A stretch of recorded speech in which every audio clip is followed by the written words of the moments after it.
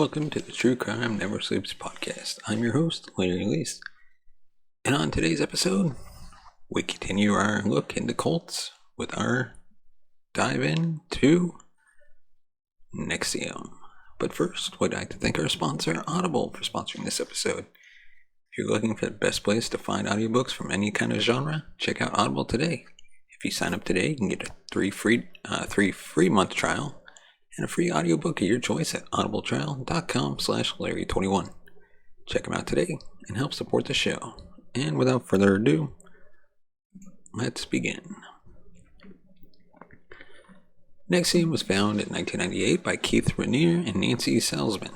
Originally, it was a self-help and personal development organization that offers courses and seminars to help individuals reach their full potential. The focus was on the teaching of executive success programs, which promised to help attendees to improve their professional and personal lives. In its early years, NXIVM was successful in recruiting a diverse array of members, including business people, entrepreneurs, and wealthy individuals. Many were drawn to the organization's promises of self-improvement and success. However, as the organization grew, its practices became increasingly secretive, and members were discouraged from discussing NXIVM with outsiders.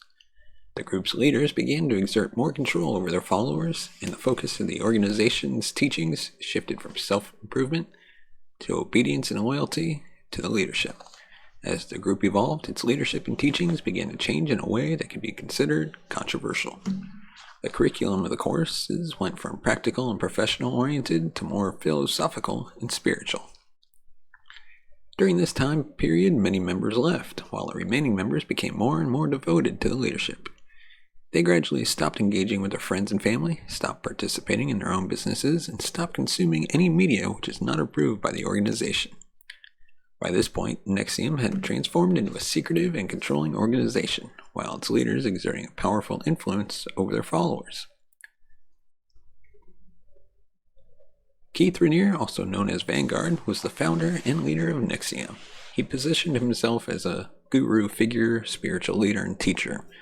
He claimed to have a unique understanding of human potential and the ability to help individuals achieve their goals. As the organization grew, his influence within the group grew as well. He became known for his charismatic speaking style, and many followers were drawn to his teachings. Raniere was also a very polarizing figure. Some people hailed him as a genius, while others were suspicious of his intentions. He had a reputation of being very controlling and manipulator, as well as a womanizer. The inner circle of NXIVM was dominated by women, and he had many sexual relationships with members of the organization. Raniere's teachings began to focus on his own personal philosophy and spiritual beliefs, which the inner circle of NXIVM referred to as the rational inquiry. The inner circle of NXIVM began to see him as a visionary with unique abilities and insights. Some people went as far as calling him a messiah. He established himself as a leader of the group by being the only one who was deemed to have the knowledge and ability to teach the high-level courses that the group offered. His teachings and methods could be considered unorthodox, and members had to surrender control of their lives to him and the organization. By the time that NXIVM was under investigation, Keith Raniere had become the absolute leader of the organization, with complete control over its members, their thoughts, and their actions. Next, like we discussed previously, NXIVM offered a variety of programs, including the executive success programs, which were self-help and personal development courses. These courses aimed at helping individuals achieve their goals in business and life. However, as the organization grew, the focus of the courses shifted to obedience and loyalty to the leadership rather than self-improvement. The inner workings of NXIVM were highly secretive and exclusive, only available to members who had progressed through the organization's ranks. The deeper teachings and inner workings of the group were only revealed to those who had reached the highest levels.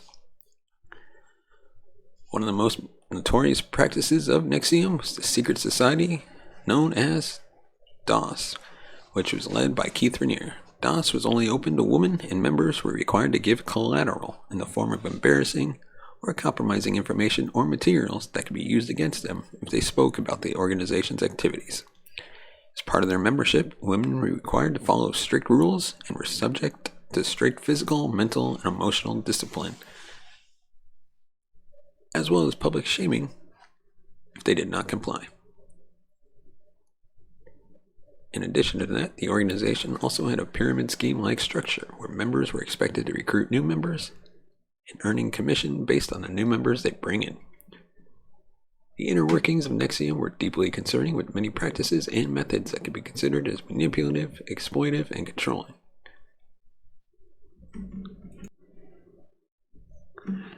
The group was marked by an extreme level of secrecy and control, with members' lives being dominated by the group's teaching and demands. Before we continue, give us a thumbs up if you like our video, subscribe to the channel, and hit the bell notification button to be notified of future videos. In 2017, the New York Times ran a series of articles about NXIVM, which brought the organization and its practices to public attention. The articles exposed the secretive inner workings of the group, as well as the disturbing practices of the secret society DOS. This led to a number of former members coming forward to speak about their experiences within the organization. The publicity led to a number of investigations into NXIVM and its leaders, including Keith Raniere. The group faced a number of criminal charges, including sex trafficking, racketeering, and forced labor. In 2018, Keith Raniere was arrested in Mexico and brought back to the U.S. to face charges. Other leaders of NXIVM, including Nancy Salzman and Allison Mack, were also arrested and charged with various crimes. The court case exposed many more details of the inner workings of the organization, and many of the former members testified against the leadership and their practices. Raniere was found guilty on all charges and is currently awaiting sentencing. Several other members of the organization, including Salzman, were also convicted and sentenced to prison. The downfall of NXIVM was a result of a combination of investigative journalism and criminal charges brought against its leaders. The group's practices and methods were exposed to the public, and many former members came forward to speak about their experiences.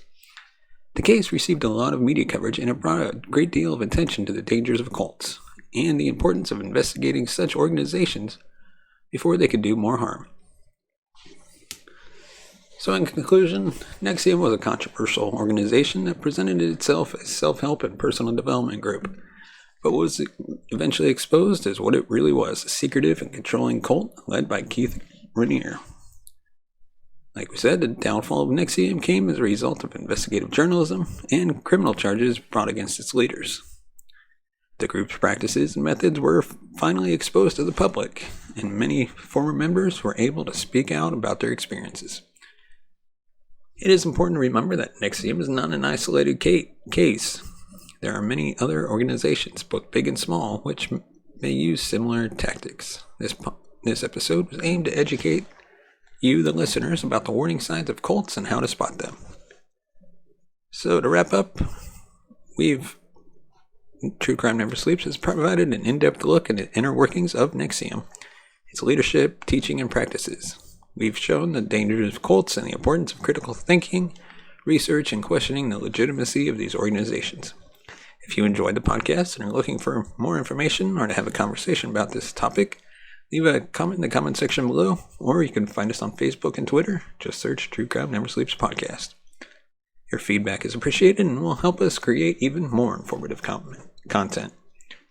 And if you want to support the channel, you can buy us a coffee at buymeacoffee.com/TCNS.